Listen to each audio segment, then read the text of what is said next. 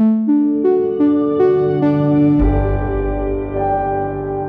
Undeceptions podcast.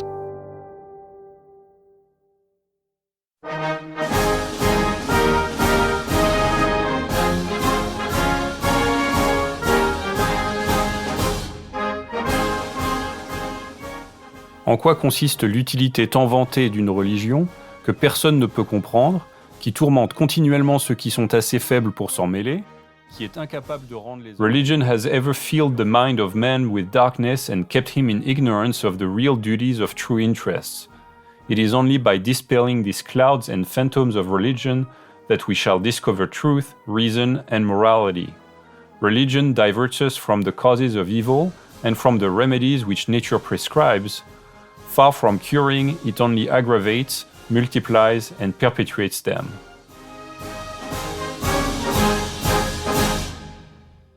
That's my guest today, reading an excerpt from the Franco-German philosopher Paul-Henri Théry, Baron d'Holbach, or just d'Holbach for short, published just before the French Revolution kicked off in 1789. D'Holbach gained fame as one of the leading figures of the French Enlightenment, part of that broader intellectual and philosophical movement that swept across Europe in the 17th and 18th centuries. Intellectuals challenged traditional ideas and promoted the supremacy of reason and the separation of church and state. D'Holbach is considered a pioneer of intellectual French atheism. His work helped fuel a quickly growing fire in late 18th century France, which turned against the French traditions like monarchy and, you guessed it, religion. The French Revolution dealt severely with both. In their place, the French established a republic and a new religion of reason. In fact, the French invented the first, well, I guess you could say, atheist church, the so-called cult of reason, which was basically a state-sponsored formal devotion to rationality instead of spirituality. In 1793, revolutionaries even took over the Cathedral of Notre Dame. Statues of saints were removed or replaced with busts of revolutionary heroes. The Virgin Mary statue was replaced with a statue of liberty. They held speeches and ceremonies in praise of the secular ideals of the revolution. Although the cult of reason was short-lived in a formal sense, the ideas of people like d'Holbach and the famous Voltaire were cemented in French consciousness. France became the epicenter of world atheism. But of course, it wasn't always like that. For most of the millennium before the 1700s, the champions of Western Christianity were the Franks, the French. When we speak of Christendom, we basically mean the French Christian empires established first by the Merovingian dynasty in the 6th century, and then by Charles the Great, Charlemagne. His so-called Carolingian Renaissance in the 8th century onwards established France as the spiritual and academic centre of the Western world. France became the envy of the intellectual world, renowned for its commitment to the arts, sciences, philosophy, and of course, theology.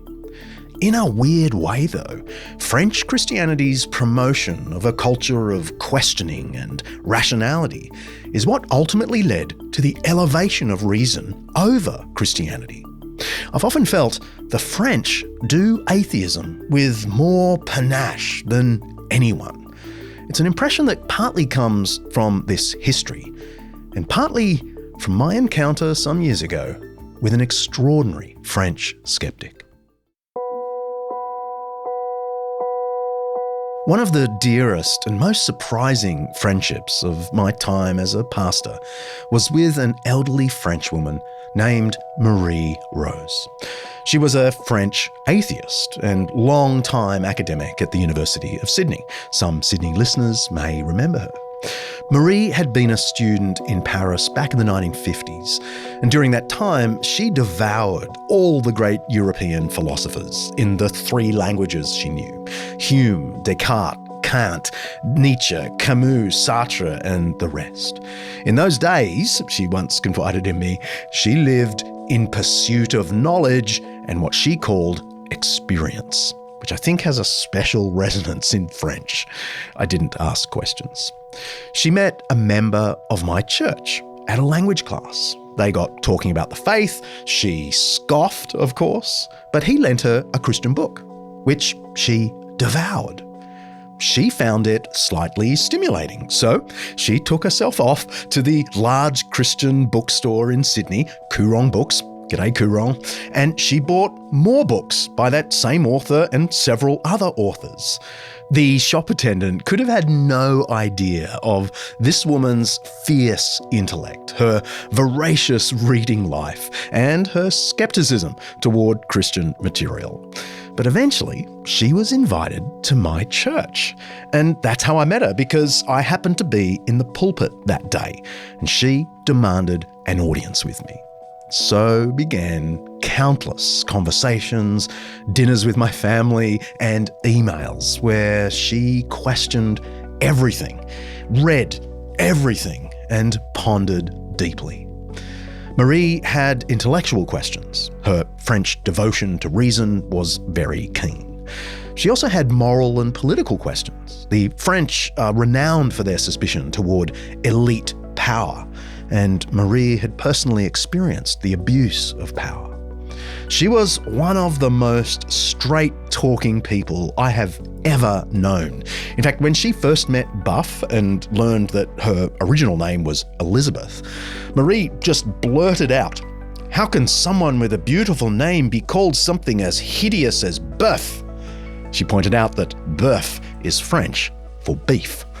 We loved it. And Marie became one of our family's dearest friends. I think we were all changed by knowing her.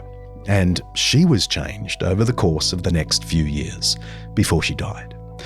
Marie embodies our theme today, in case you were wondering where I was going. How peculiarly French ways of thinking can and often do lead to staunch secularism, but also how those same ways of thinking can lead people back to Christianity again. Marie is gone now. I'll say more about her later, but my guest today has a similar story. It's the story of French atheism, told by a former French atheist. Je m'appelle Jean Dixon, et voici en déception.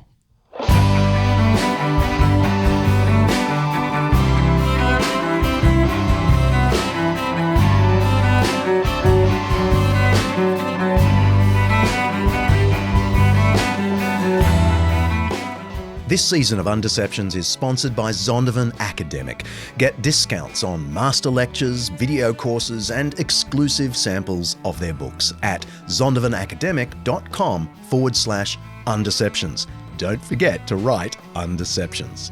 Each episode here at Undeceptions, we explore some aspect of life, faith, philosophy, history, science, culture, or ethics that's either much misunderstood or mostly forgotten. And with the help of people who know what they're talking about, we're trying to undeceive ourselves and let the truth out.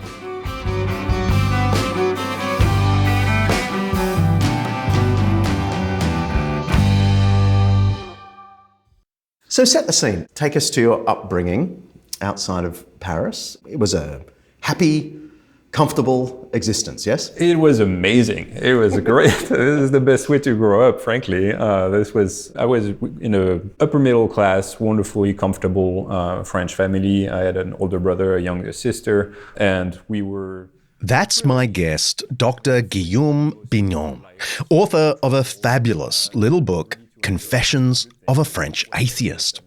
While he now has a PhD in philosophical theology, he started out his thinking life as an avowed atheist and critic of the church.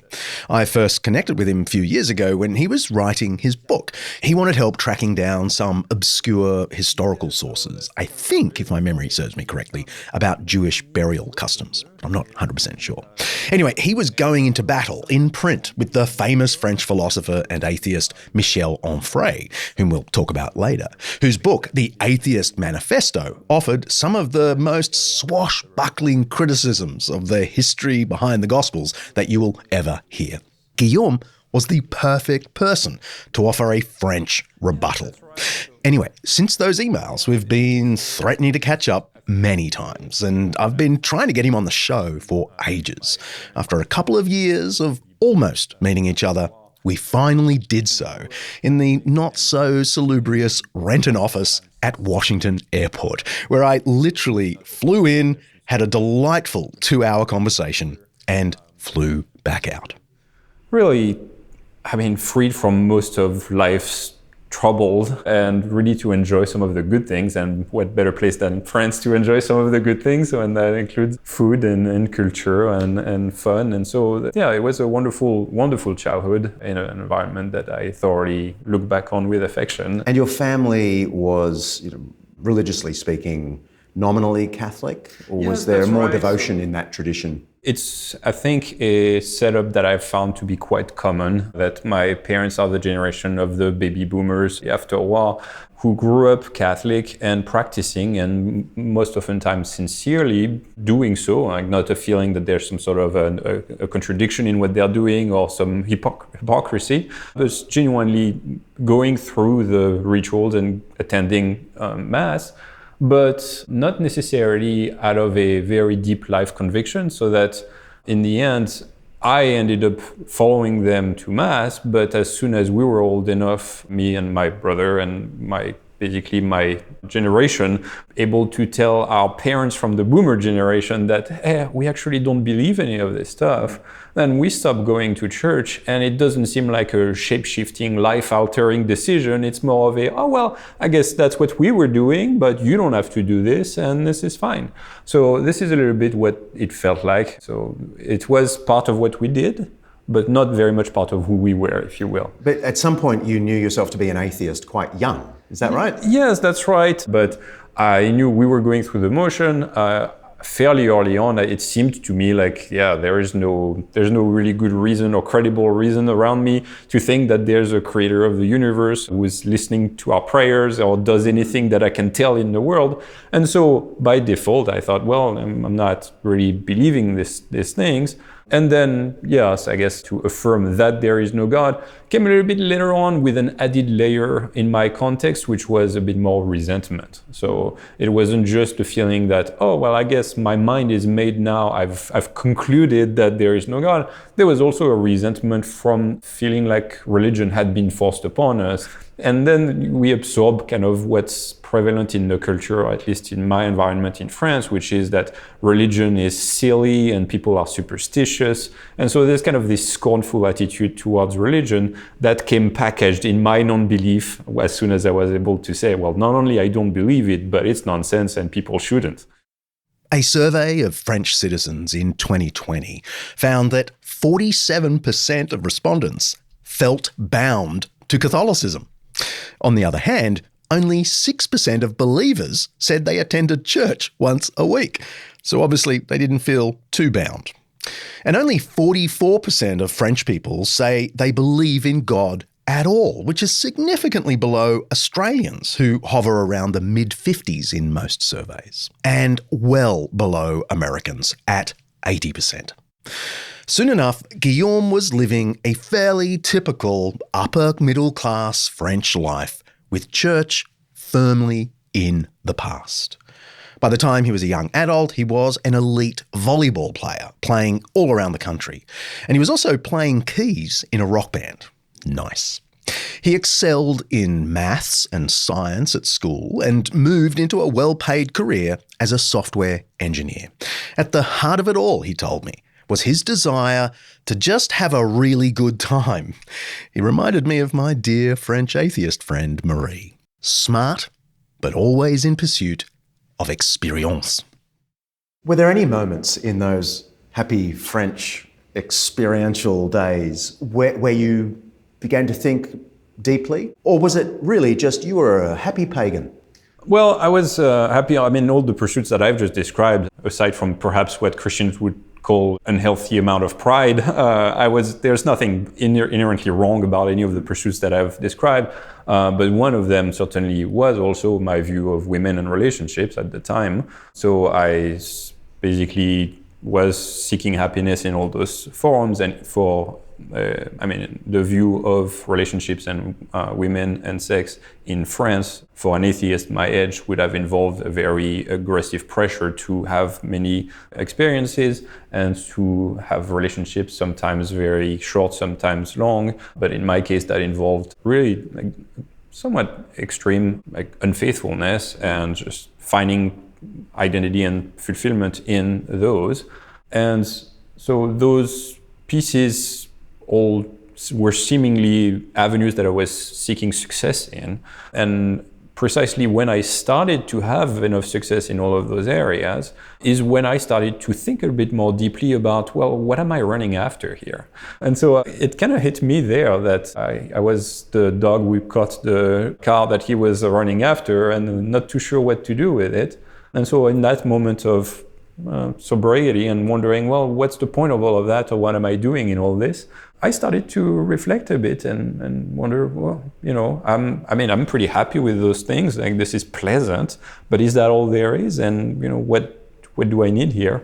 The one time that I can recollect having actually some existential questions like that. And so what I did at that time is that I just wrote to my grandfather, who I thought was one of the most fulfilled individuals that I've ever met in terms of accomplishments. And so I do talk a little bit about him. He's a remarkable individual, was brilliant in many areas of life, was an exceptional mind, spoke fluently 8-9 languages. I was graduated from the most prestigious engineering school in France and worked in science his whole life. He was the lead engineer who made France a nuclear power. He lived to be 107, and he lived through both World Wars, during which he was put in charge of territories in Africa that was the size of France. So an absolutely unbelievable list of accomplishments and a wonderful guy. So of course he had the answer to what is happiness. If I feel like my goals have been satisfied, this guy is way ahead of me in this life, but maybe he's got some answers. And so I kind of wrote my letter, like, what is happiness and what are we looking after? And his reply came to me very touching. He shared some of his experiences of his high of the successful accomplishments. And in there, he didn't really fully answer my struggles, like they didn't really help me too much. The basis of his commentary on happiness is that the joy that you feel is kind of just a milestone marker, so it helps you on the way, but you don't sit on the milestone and you don't just dwell in the experience, you kind of keep on going, some sort of a metaphor like this, which thought, yeah, that's touching. It's not exactly answering my question of what to do now and where am I going, but that was fine. The one part that was annoying is that his letter also contained some talks about Jesus, where he was sharing, so he was a practicing Catholic himself, but he was saying that some of his big experiences included once reading through the Sermon on the Mount in Israel, on the mountain that well could have been where Jesus was, and he said there was something transcendent and exciting, and a couple of other religious references in his letter. And at the time I was like, yuck, spare me, not that again. I thought I was done with religion. So I thoroughly dismissed all of this and I accepted this was a cute answer. But I basically stopped thinking about those matters. I figured that if this is going to be bringing back some religious themes, and of course the connection is quite natural. I mean, what's the purpose of life? It's quite connected to whether there's a creator of life who has a purpose for what we do here, with an intention, and maybe, God forbid, some commandments about what we should be doing here. Guillaume went on living this carefree and sometimes scandalous life. But his grandfather's words rattled around in the back of his mind. Then a fateful holiday in the Caribbean changed everything. So this is very much, I mean, if you look at the grand story of my life, the chances of me ever coming back to a religious lifestyle, to be even presented with anything that I would call the gospel of Jesus, was actually extremely small, and it took a very unlikely set of events that started with a trip to the Caribbean. We were visiting my uncle who had accepted a job there a few years back, and I was just discovering like that kind of paradise on earth type of experience. And this is where things started to turn against me with a very fortuitous hitchhiking incident where for the very first time in my life, we decided to come back from a beach that was a bit more distant when we didn't have a car, and decided that we would be hitchhiking our way back home. And after a few minutes of hitchhiking, the first car stopped.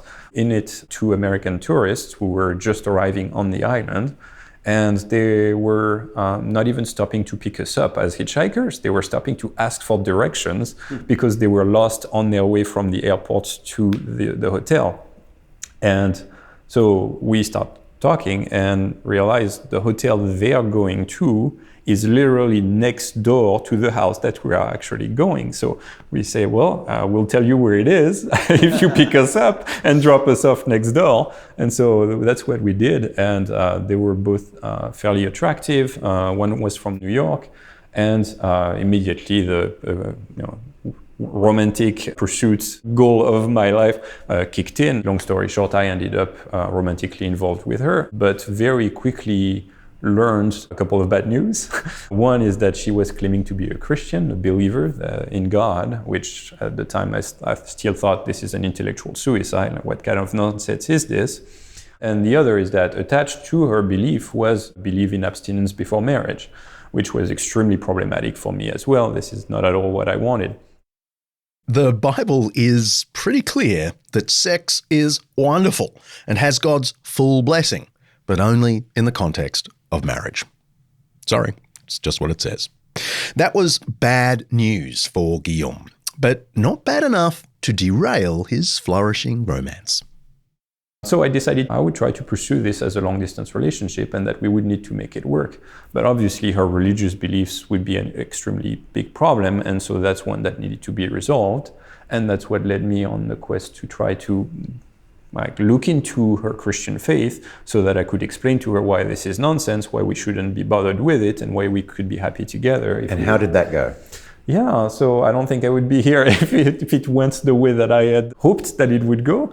The way it went is that I started to actually consider that there's a number of truth claims at the heart of Christian teaching that I was mostly ignorant of. I mean, I knew clearly there's the belief that there is a God and that Jesus is somewhat of a big deal, but I wasn't too sure what the Christian faith even teaches.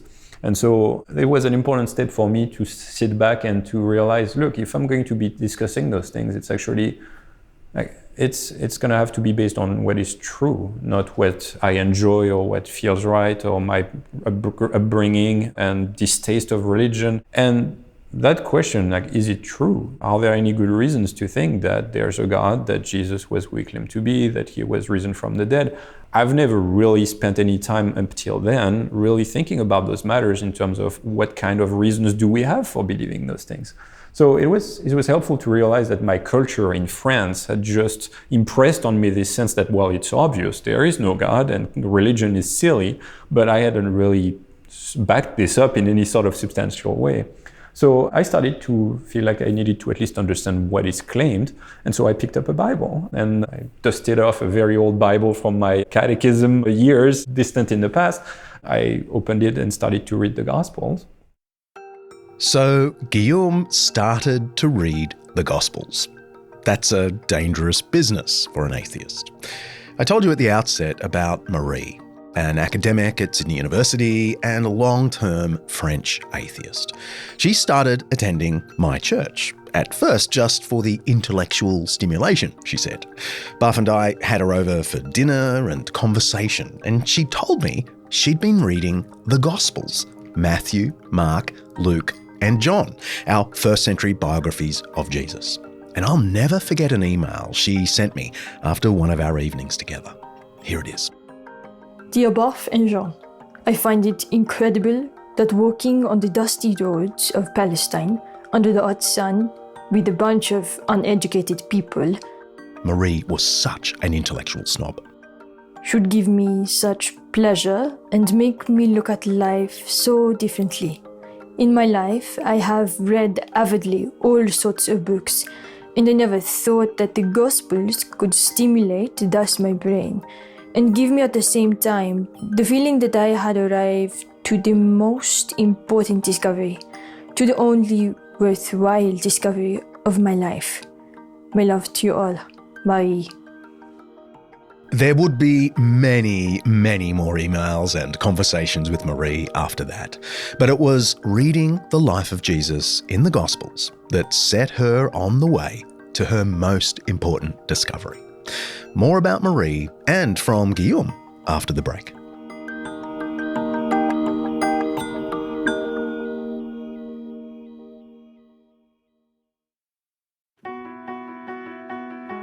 This episode of Undeceptions is brought to you by Zondervan Academic's new book, Jesus and the Powers, by N.T. Wright and Undeceptions' favourite, Mike Bird.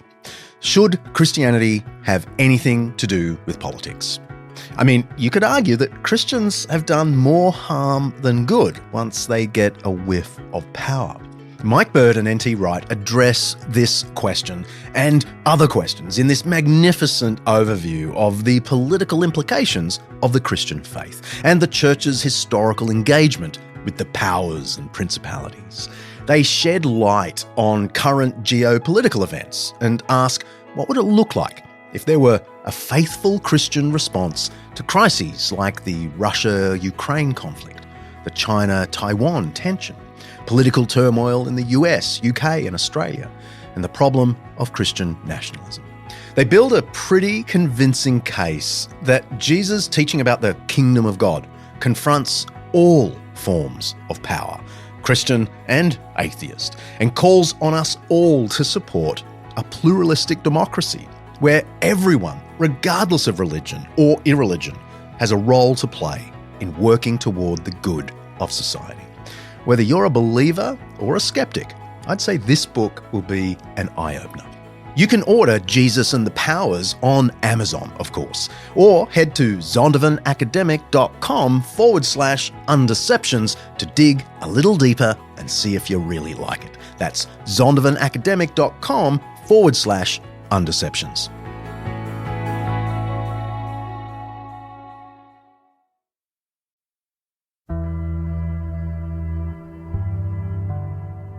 Then Gideon said to God, "If you will save Israel by my hand, as you have said, behold, I am laying a fleece of wool on the threshing floor. If there is dew on the fleece alone, and it is dry on all the ground, then I shall know that you will save Israel by my hand, as you have said." And it was so. When he rose early next morning and squeezed the fleece, he wrung enough dew from the fleece to fill a bowl with water. Then Gideon said to God, "Let not your anger burn against me. Let me speak just once more. Please let me test just once more with the fleece. Please let it be dry on the fleece only, and all the ground let there be dew." And God did so that night, and it was dry on the fleece only, and on all the ground there was dew. Judges chapter 6. That's a reading from the Old Testament book of Judges. It's all about Gideon, a military ruler and tribal leader in ancient Israel. Shout out to producer Kaylee's little boy, who's named after this guy. Hi, Gideon. Hi, John Dixon. Anyway, Gideon, the original Gideon, asks for a sign from God. It's not the recommended standard of prayer, but a lot of people down the ages, including Guillaume, have asked for a sign. And pop culture sometimes takes the mickey out of this idea. Here's Jim Carrey in the classic Bruce Almighty. Okay, God, you want me to talk to you? Then talk back. Tell me what's going on. What should I do? Give me a signal. I need your guidance, Lord. Please send me a sign. Gideon's and Bruce's approach isn't a million miles from how our guest Guillaume approached prayer, even when still an atheist. He decided to put Christianity to the test. And similar to Gideon and Bruce, Guillaume got more than he bargained for. I thought, well, I'm an engineer by now, I'm a scientist, I'm a rational, I'm a reasonable person. Let's see what kind of experiments there could be around this way. So there's one experiment I can run as a scientist. I could pray and see what happens. If there's a God, he might be interested, might be listening. So I started to pray as an unbeliever, as a hostile unbeliever. I said, well, let me disprove this and say, well, okay, God, if you're out there, I don't think there is anybody, but if there's a God out there, why don't you go ahead and reveal yourself to me? So that's what I did, started to read the New Testament, read about Jesus. And reading the New Testament, starting with some of the Gospels, reading about this person, Jesus, tasted very differently. I saw a person that I started to think is captivating. The way that he navigated in conversations, the kinds of things that he affirmed, and people trying to trick him, and he would always find the right snappy comeback and the right moves, and like he saw into people's lives and spoke to their conditions. I would say that it started to hit me that people were also telling accounts of having seen him alive after his crucifixion. So I didn't take any of this at face value immediately, but it did come to hit me that this is a historical claim that is made here by people who say, we were in a position to check it out, and we've seen him, and we had food with him, and we had conversations with him after his death. Just discovering a new version of Jesus wasn't enough for Guillaume, though. To really understand the Christian faith, he, like my friend Marie, decided to go to church. Dun, dun, dun. Jesus, but I wouldn't have been able to end up in church even if I wanted to, because every weekend I was traveling around the country for playing volleyball games. And so Sunday morning was for volleyball, not for church. And that barrier didn't last long, because just a little while after I kind of prayed that unbelieving prayer, I had an unexplained injury. There was not any accident or anything like that, but my shoulder from the right arm, the dominant arm, that I used to spike, just started to fail me. The physical therapist tried to help, but that wouldn't do anything. And I was told with a shrug, well, we don't know. Basically, you just need to rest your shoulder and you need to be off of volleyball courts for a few weeks. So against my will now, I was freed on Sunday morning. And since I had started to look into the claims of Christianity, I thought, well, I guess I can go and see what's going on a Sunday morning. And so I went to a church in Paris that was connected to my now long-distance girlfriend. The service was a world away from what Guillaume had grown up knowing. There was contemporary music, communal prayer, and a sermon delivered by a normal guy. He could hardly believe he was there. And it was an extremely disturbing experience, because I felt extremely awkward simply from the fact that being present in a church felt like an intellectual crime. I thought if any of my family or friends could see me there in a church, I would die of shame. So this is just to kind of place the kind of cultural pressure that there is against this. This is genuinely how I felt, that this was embarrassing that I was even in the building to see what's going on. I sat through the service, and there was a full sermon that was preached by the pastor.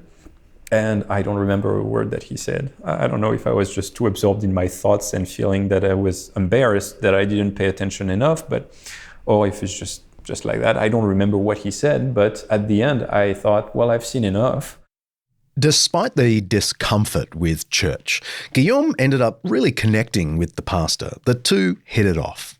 They met regularly, and like Marie at the Dixon home, Guillaume bombarded his new friend with questions about theology, the Christian life, philosophy, and ethics. A little bit like an Undeceptions episode, really. Nothing was off limits.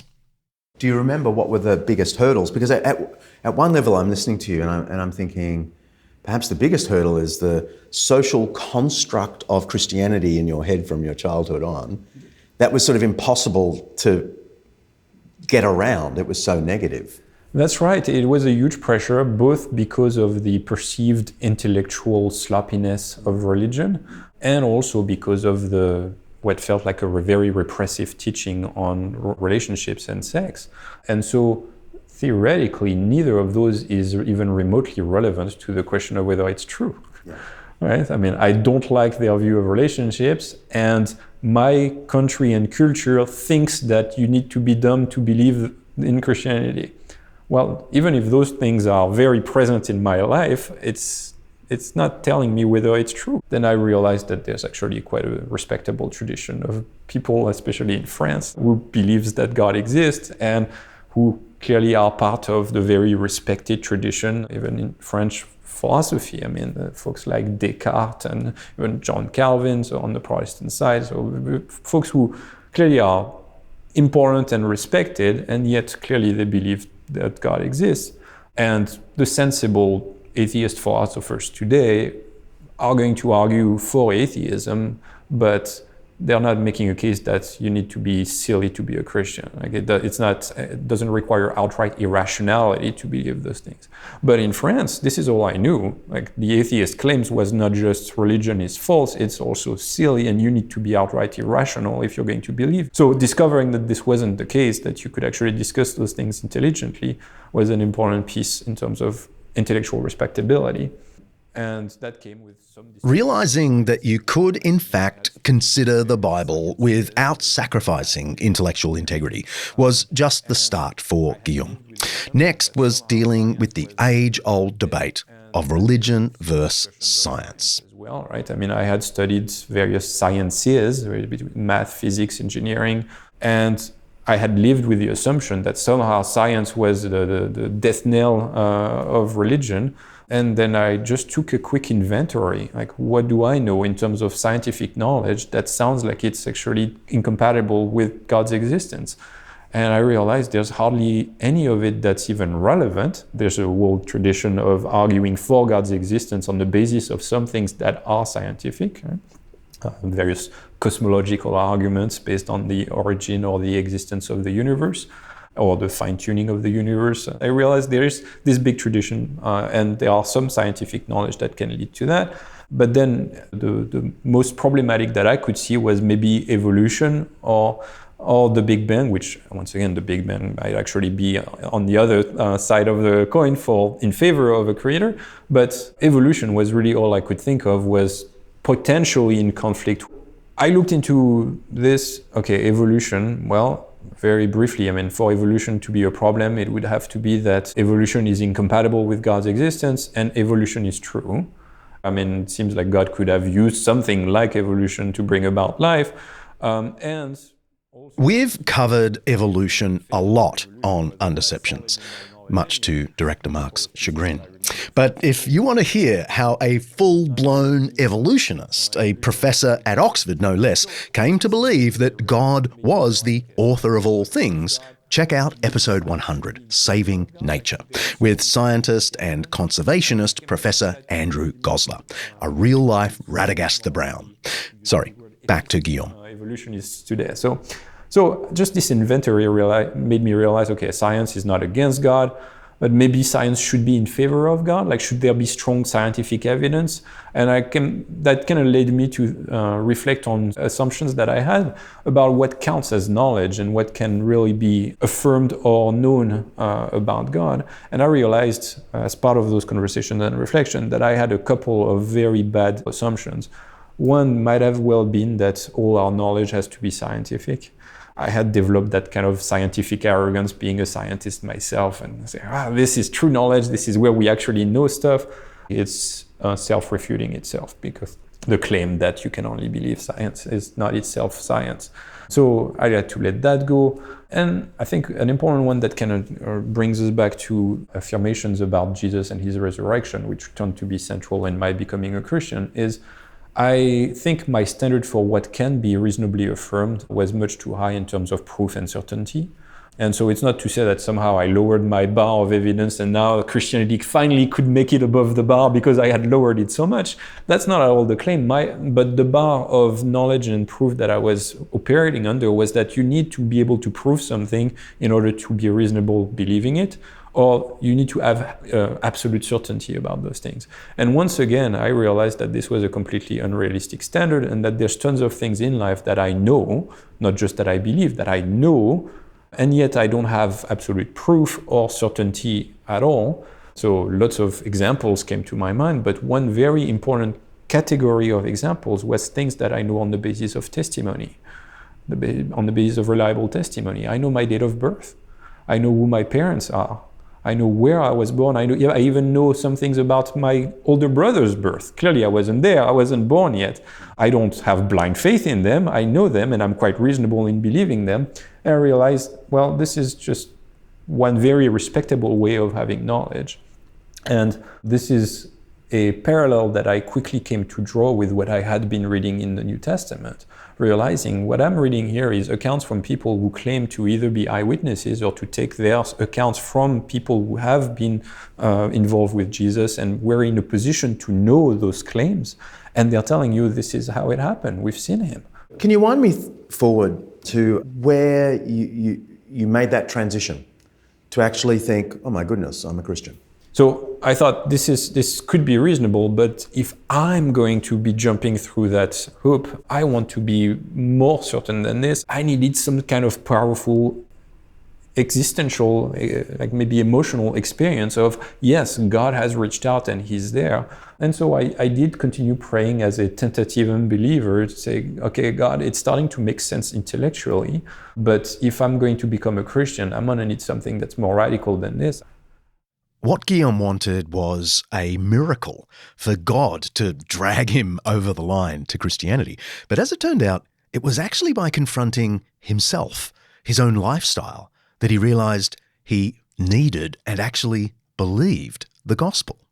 Funnily enough, this idea of something within us is also riffed on in Bruce Almighty, with Morgan Freeman putting in a stellar performance as God himself. It's a wonderful thing. No matter how filthy something gets, you can always clean it right up. There were so many. I just gave them all what they wanted. Yeah. But since when does anyone have a clue about what they want? So what do I do? Parting your soup is not a miracle, Bruce. It's a magic trick. A single mom who's working 2 jobs and still finds time to take her kid to soccer practice, that's a miracle.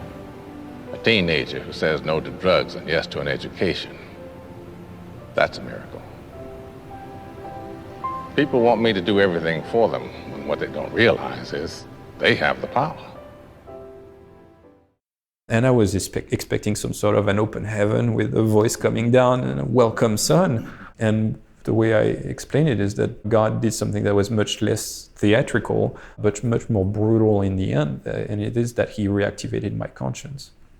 And at the same time, I had been investigating Christianity and had been reflecting upon those experiences. I had also come to commit some really immoral actions that basically involved cheating on that girlfriend with various aggravating circumstances that it was so ugly that I had completely suppressed it, and I kind of turned around and lived as if it never happened and shoved it in. And what happened is that God took this and he shoved it in my face. And my conscience was reactivated. I was just confronted with the fact that I had done those things. And this is all I could think about. I was crippled with guilt, like literally crippling guilt. And I was in pain, in deep pain of having done this. And it's in that place of deep pain that what I had been reading about from reading the Gospels actually made sense and answered the one question that I had seemingly failed to answer in all of the booklets, in all of my conversation. There's one question that came back over and over again. I still have those notes written in French at home, and every other page it says, why did Jesus have to die? And it's in that place that it finally made sense. In that pain of the guilt because of what I had done, right? So it's guilt because I was guilty. I understood and I realized, well, that's why he died, me. And the gospel made sense, the explanation that Jesus paid the penalty on the cross for my sins, like that very thing I had just committed, that thing that made me feel so guilty because I was guilty, Jesus had paid for it so that I could be forgiven. That was my way out. And so I realized, okay, this is now completely explaining my experience.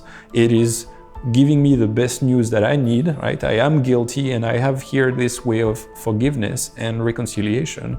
And now this was totally explaining my experience. I had come to experience God through both the intellectual understanding of the Gospels and the respectability of affirming the resurrection and all of that, but also through an existential encounter with the truth of the Gospel. And so I gave up and I surrendered to God and say, all right, God, I'm all in, I'm okay. I affirm this message. please change me and take my life and do what you want. And I experienced a genuinely a spiritual renewal where my conscience, my guilt evaporated. I felt free, liberated, that yes, I am at peace with my Creator and I've encountered the living God. And so this was fully liberating between God and me. Shortly after that, I needed to walk it out in the light and say, well, now I'm gonna be a big boy.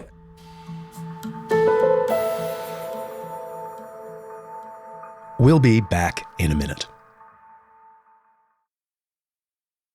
So I want this episode to be partly about a French atheist who became a Christian, Right. and partly about French atheism.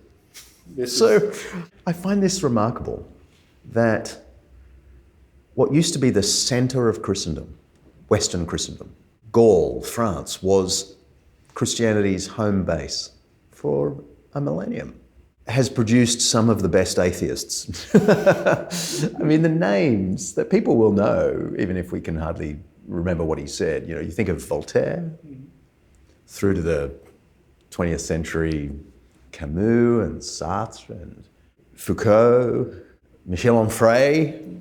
I mean, I can't really ask you to answer, how did that happen? But I also want to ask you, how did that happen? Yes, absolutely. So my review of the various French atheists has been more in the context of trying to engage their ideas. I know that many of the atheist French voices, not every French atheist philosopher is the same. And I think that I have a different attitude towards several of the names that you give. So I come at this more like I can't tell you what happens, I'm not a historian, but I can tell you what I see. So I'm more going to be examining the crime scene and tell you what I see now. Guillaume set off on a classic Undeceptions rapid-fire round about atheist French philosophers. But the first thing he did was correct me about the 18th century intellectual giant François-Marie Arouet, whose pen name was Voltaire. We normally think of Voltaire as the arch-atheist and critic of Christianity. Well, he was certainly a critic of Christianity. Christianity is assuredly the most ridiculous, the most absurd, and the most bloody religion which has ever infected this world. Your Majesty will do the human race an eternal service by extirpating this infamous superstition. I do not say among the rabble, who are not worthy of being enlightened, and who are apt for every yoke. But it turns out Voltaire was no atheist. After I became a Christian, I also wanted to engage various voices about the various arguments in favor of Christianity that I wanted to discuss in my writings. And so one thing I did is that I went and looked for all the French atheist philosophers who would have something to contribute to one argument or another that I wanted to treat, just because I also wanted to write for the French people as well. So I wanted to have a very French flavor to my writings about atheism. And so I went and read and looked for the various arguments attacking Christianity from the various authors. And I realized there's not a lot of that, actually. Like in terms of arguments, like trying to make a case. There's a lot of complaint about religion, so you get quite a bit of that in Voltaire, that he's going to have problem with various doctrines of Christianity. You find him engaging against like original sin, or the truthfulness of the gospel, that there's somehow a judgment after death or something like that. But Voltaire also has some really fiery things to say against atheism. Of all the things I didn't expect, I thought, well, atheism, France, Voltaire is the French atheist. Well, no, he's not. I don't know if we can really categorize him as a deist or anything like that, but he had some very strong things to say against the irrationality of atheism itself, making claims like, I think he said, there's nothing that's ever been more certain to me that out of nothing, nothing comes. Qu'est-ce que la foi? Est-ce de croire ce qui paraît évident? Non. What is faith? Is it to believe what appears quite evident? No. It is evident to me that there is a being, necessary, eternal, supreme, intelligent. This is not a matter of faith, but of reason. I deserve no credit for thinking that this eternal, infinite being, which I perceive as virtue and goodness itself, wishes me to be good and virtuous. Faith consists in believing not what seems true, but what seems false to our understanding. Next up were the French existentialists. My friend Marie had been enamoured with Jean-Paul Sartre and Albert Camus and the gang. These guys didn't bother arguing there was no God. They just assumed it and asked, what does it mean to exist and experience life in a godless universe? You mentioned some of the existentialist philosophers, right? Jean-Paul Sartre, Albert Camus. What I see them do there is less of an argument in favor of their atheism, but they rather try to establish what follows practically from atheism being true. And so the main claim, again, there's a lot of words in their literature, right? I mean, if you take Being and Nothingness from Jean-Paul Sartre, it's a very thick book about nothing, which is kind of ironic. But you can boil it down to much of the claim that, well, if there is no God and there's no a priori way that the human beings have been created with a certain goal in mind from a creator, then there is no really strong basis for us to say that there's some things that we should be doing, right? It's the existential malaise. So you find that in Sartre, and to some respect, it's helpful argumentation for the Christian apologist in showing that, well, if God does not exist, then there might be problems for anchoring things like morality or meaning for life, objective morality and objective meaning to our lives. Once again, it's kind of an intuitive idea that for us to have some goals that are actually the goal of life, like the intent of life, requires for somebody to have conceived of it, right? So you do find some of that in Sartre, who says, well, I'm sorry, if there's no God, there's not really a way for us to know those things. We can't really have there's no objective morality, there's no meaning in life, and therefore we find ourselves in this despair, this kind of existential angst that, yeah, there's no meaning to life. A big claim from Sartre. And he actually received some pushback from his existentialist colleagues, like Albert Camus. Is Camus similar, or are there differences there? There are some political differences that I could tell between Camus and Sartre, and some of the maybe ways that they might be seen as less consistent, right? I think that there was some concern that if you're politically active and you strongly believe in some of those political ideals, then you might be actually operating on the basis that some things are objectively right and objectively wrong. And I remember seeing that Camus and Sartre got into conflicts about that. Like they agreed on the existentialism and the atheism that underlied their worldview, but then disagreed on whether they should be engaged in some political activism. But these guys sort of gave the French a language and a mood that was very powerful in embedding atheism. Even if there wasn't an argument, there was just the assumption of atheism. Yeah, and then that emboldened the culture to simply take it, say, like, this is the way that the world is, and let's try to live it out and see how we are going to move forward and leave religion behind. And in some respect, I think that the French Revolution is very much to blame for much of the bad rep that religion has, because this was seen, I mean, this is still like, this is our 4th of July, right? I mean, for us, it's the 14th, the national feast in France, the national holiday. It's celebrating the taking of the Bastille, which was seen as let's go to the state prison and free the people that had been wrongfully imprisoned there by The Bastille was a medieval fortress, armoury and political prison in Paris. Revolutionary insurgents laid siege to it on the 14th of July, 1789. And after 4 hours of fighting, they took control of the building. There were only 7 inmates held there at the time, but the building was a symbol of the French monarchy and clergy and their abuse of power. Bastille Day remains the national holiday of France. Which were you had the 3 classes in France, the nobility, the clergy, and then the third state, right, the rest of the common people. And the revolution was an overthrowing of the privileges of, yes, nobility, but also the clergy. And so the complete overthrowing of religion was certainly underway there. And throwing the baby out with the bathwater was somewhat inevitable. And in the bloodbath that was the French Revolution, there was a strong sense that we need to leave religion behind. This is bad, and we move forward. And then the Enlightenment came in and confirmed and said, well, yeah, if you're really enlightened, you know that you don't want to live in the dark ages of the religious beliefs of the Middle Ages. So I think much of that mood is still present in France to say religion bad, atheism yes, but not even needing to argue in favor of atheism, because that's just obviously that's common sense. That's how we live. In modern France, few thinkers embody this disdain toward religion and the assumption of its repressive stupidity than the philosopher Michel Onfray, the author of the Atheist Manifesto. La religion du Dieu unique épouse ces mouvements. Elle travaille à la haine de soi, au mépris de son corps, au discrédit. The religion of the one God espouses these impulses. It seeks to promote self-hatred to the detriment of the body, to discredit the intelligence, to despise the flesh, and to prize everything that stands in the way of a gratified subjectivity.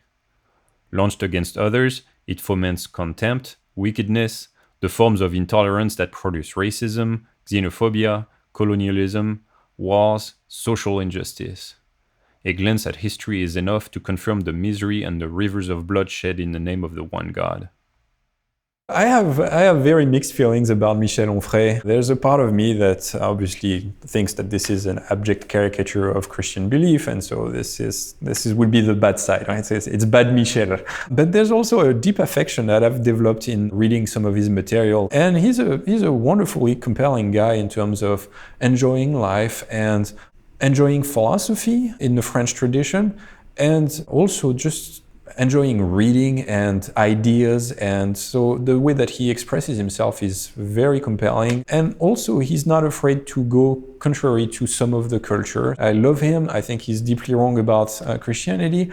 In his writings, you find him more in the tradition of somebody like Voltaire, more criticizing religion. If you read his book, Un traité d'athéologie, which I think in English has been translated by an Atheist Manifesto, he's attacking not just Christianity, but also Judaism and Islam, and he's lumping them all in the same bag, and sometimes those religions being very different, actually hit differently by his arguments, but he's mostly criticizing practice and doctrine, not so much giving us arguments for God's existence. The most I could find in this book to argue that God doesn't exist is one sentence of statement that somehow evil in this world is difficult to reconcile with God. That's it. No fleshing out of the argument or engaging. But this particular paragraph I read seems very French in its critique, that basically monotheism, and Christianity included, is just opposed to intelligence, pleasure. Yeah. Tell me, what is your response to that very French critique? Very French critique. So some of it is just misguided and misinformed, right? I mean, I think this was helpful for me in my conversations with that pastor, discovering the Christian faith, for him to paint a view of sexuality that's actually Christian, so that I would be at least freed from the fear that somehow the Christian worldview would be deeply opposed to any sex or even finding fulfillment in there. And there you go to the Bible or to simply just plain Christian teaching that no, sex is a great thing. It's a gift from God and it's something to be enjoyed. Yes, there are some conditions, right? There's bounds. And what I found is that even with folks like Michel Onfray, they should have some limitations in terms of what they think is right and wrong in terms of sexuality. And sometimes their pen goes faster than their mind, and they are criticizing all of those restrictions from Christianity, not realizing that they're going to be attacking some things that sensibly, surely they believe as well. I think that when he's criticizing the interdictions of Christianity when it comes to relationships and sex, Michel Onfray complains about monogamy, the family, bearing children. Like he's saying, like these are things that are encouraged and demanded by Christianity, and he's saying, well, that's all themes, variations around the theme of castration. And I'm like, what? What's wrong with family? What's wrong with marriage? What's wrong with that? Monogamy? I mean, so if I don't want to be called a castrator, I need to engage in polyamory. So I think that it's just the eloquence is getting a hold of them and they're going too far. And myself, when considering those claims of the Christian view, I realized that I wasn't prepared to let go of all sorts of moral considerations for relationships either. And so somehow, through my disdain of the abstinence before marriage, it did shine a bit that there was something appealing about a bit more of a conservative view on relationships and sex. And that pastor told me that he had not even kissed his wife before they got married and heard the traditional words of the minister, "You may kiss the bride." And while I thought this was absolutely insane and I was never going to do this, there was something intriguingly captivating about the scenario, saying, there's the traditional words, "You may kiss the bride," and then have their first kiss, and on they go. There was something a bit romantic about that, even though I was still very anti-Christianity and the view of relationships. Little did I know that years later, this is actually the path that I would ended up choosing for myself. Yes. And so I got a chance to have kind of a redeemed experience. And with my lovely wife, Catherine, this is what we decided, and was beautiful. And we had our first kiss at the altar after the pastor said, "You may kiss the bride."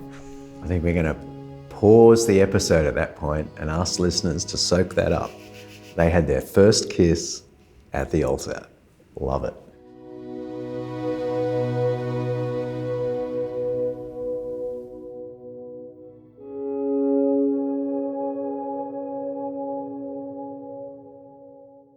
It was quite a turnaround for Guillaume.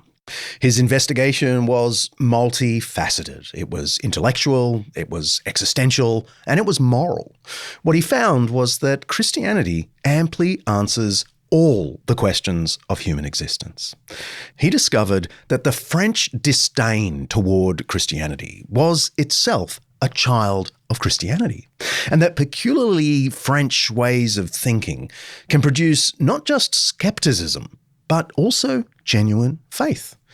After all, those ways of thinking were originally, in medieval France, Christian, a love of reason as the echo of the mind behind the universe, a love of bodily experience as the gift of the Creator, and a heightened sense of justice and fairness, which the Church had often betrayed, that's true, but which was thoroughly Christian in its origins.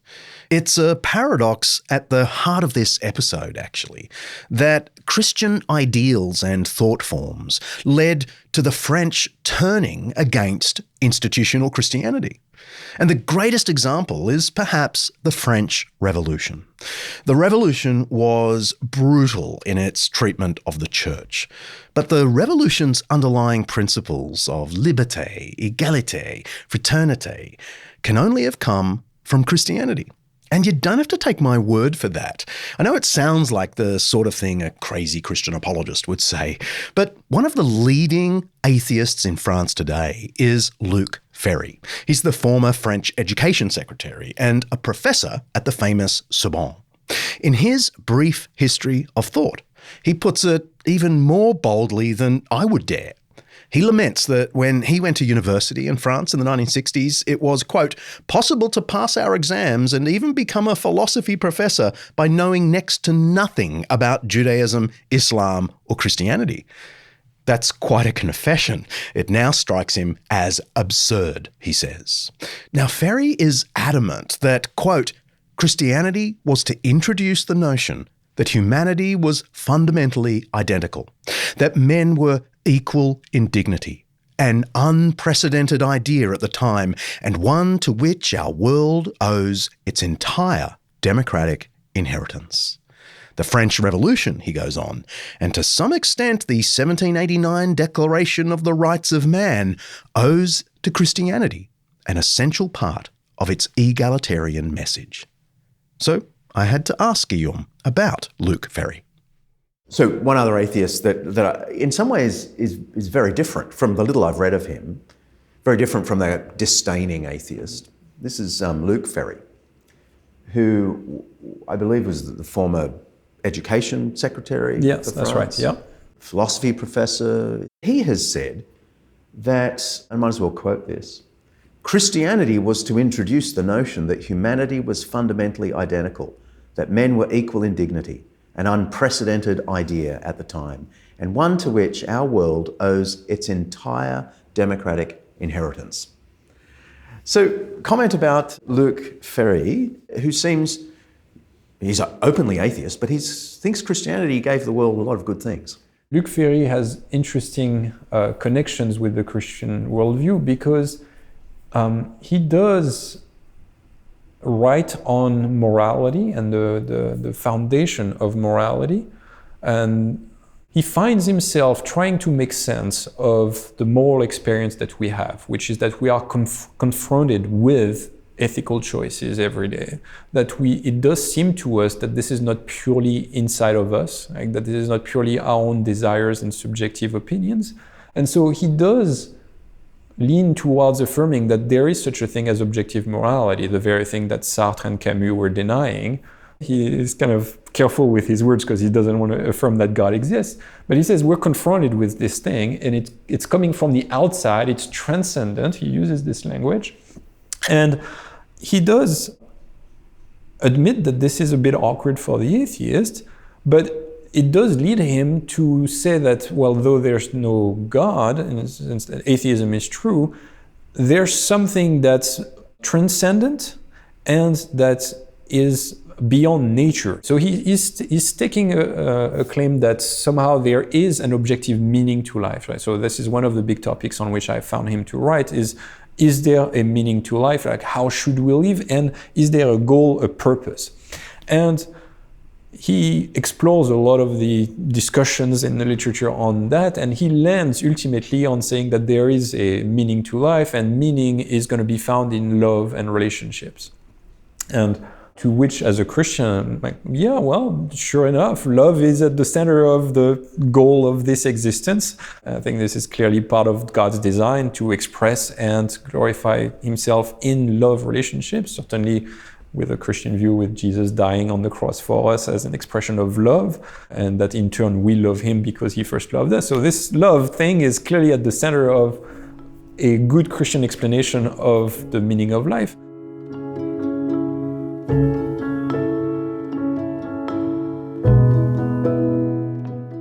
We love because he first loved us. Guillaume is quoting from 1 John chapter 4 in the New Testament. It's one of my favourite passages in the whole Bible. Here's the context. This is love, not that we loved God, but that he loved us and sent his Son as an atoning sacrifice for our sins. Dear friends, since God so loved us, we also ought to love one another. We love because he first loved us. If I were to put my finger on one idea that drew my friend Marie to a deep Christian faith, it's this one right here. Yes, there are intellectual and moral and experiential reasons to contemplate Christianity, but ultimately, it's the love of God as the ground of all things that captured Marie's heart. Earlier, we read from one of her emails to me and Buff.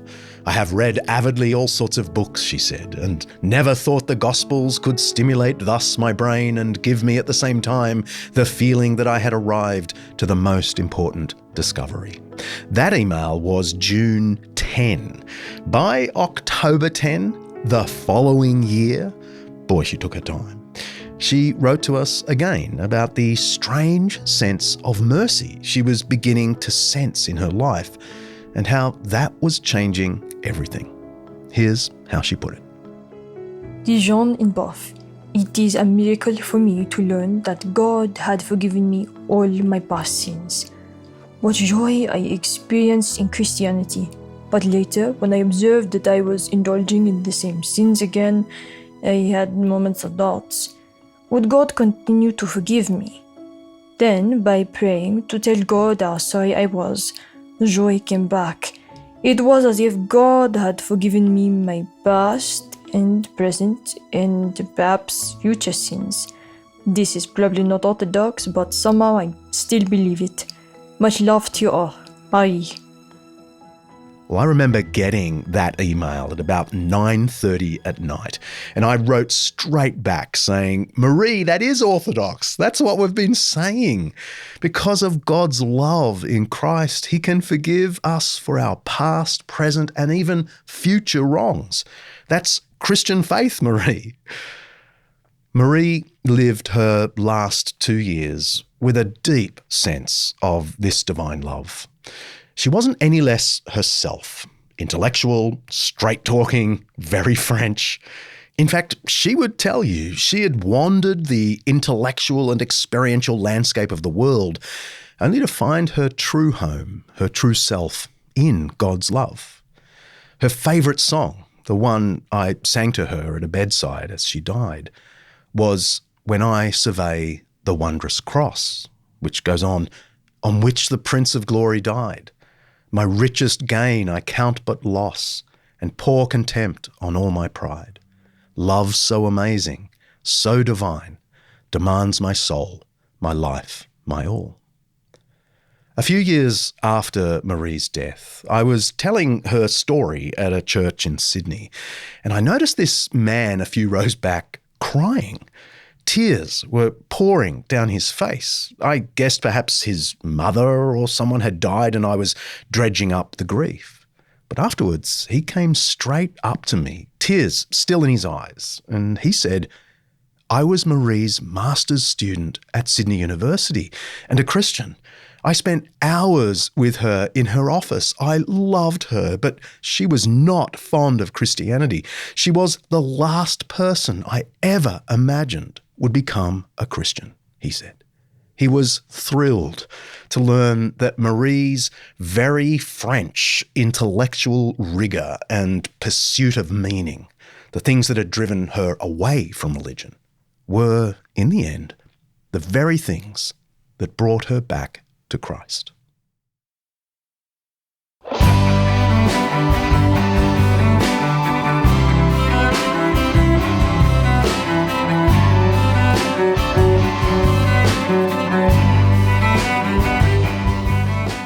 Well, that brings us to the end of our 10th season of Undeceptions. I can hardly believe it.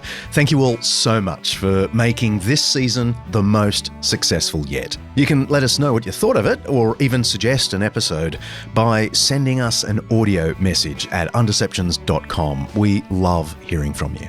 And give us a rating or review, or both, over at Apple Podcasts if you want to see us keep on rising in the charts. We'll be back with a new season in April, and it's shaping up to be an absolute cracker. We're finally giving St. Augustine an episode. Can you believe we haven't done one on him yet, after all the mentions? We're also interviewing a US senator, and we're going to be tackling one of the hardest topics in the Bible, hell. And there's much more coming. There's loads of other Undeceptions adjacent things happening in the off-season too. As usual, you'll get a few singles in your feed before we kick off the next season proper, but you'll also be hearing more about our recently announced documentary, The First Hymn Project, which is in full-scale production at the moment. We've also got a YouTube channel up and running. I'm not sure if you knew that. It has episode highlights, keynote talks from last year's Undeceptions conference, as well as some awesome animation videos on topics we've covered in the show. And if you're really missing us in the off-season, head to our website. There you can find extended show notes, articles, reading recommendations, and heaps more. There's loads happening for Undeceptions in 2024, and I haven't even said anything yet about the live shows. All of that to come. Finally, if you enjoy what we do here at Undeceptions, why not subscribe to become an Undeceptions Plus member for just $5 Aussie. That's $5 Aussie a month, so hardly anything really. You'll get loads of bonus material beyond the weekly podcast. Check out the details at undeceptions.com/plus. And some of you may want to support us further with a gift, and we could really do with it. So many people have been finding our podcast recently. We're actually creeping up to 2.5 million downloads, but each episode costs a bomb. And that's because I pay a wonderful team to make this thing sound as good as it does. We're so excited for what's to come, and we'd love your help if you can spare it. We've got at least another 10 seasons in us, I think. Head to undeceptions.com and click the donate button. You can't miss it. Thanks so much. See ya.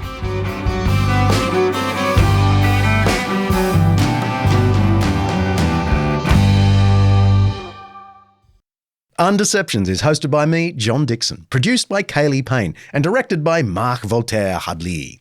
Sophie Hawkshaw is on socials and membership. Alistair Belling is writer and researcher. Siobhan McGuinness is our online librarian. Lindy Leviston remains my wonderful assistant. Santino DeMarco is chief finance and operations consultant. Editing by Richard Amoui. Our voice actors today are Guillaume Binon and Dakota Love.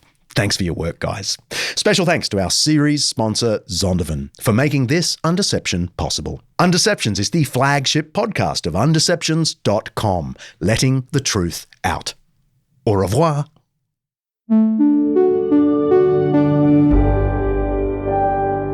An Undeceptions podcast.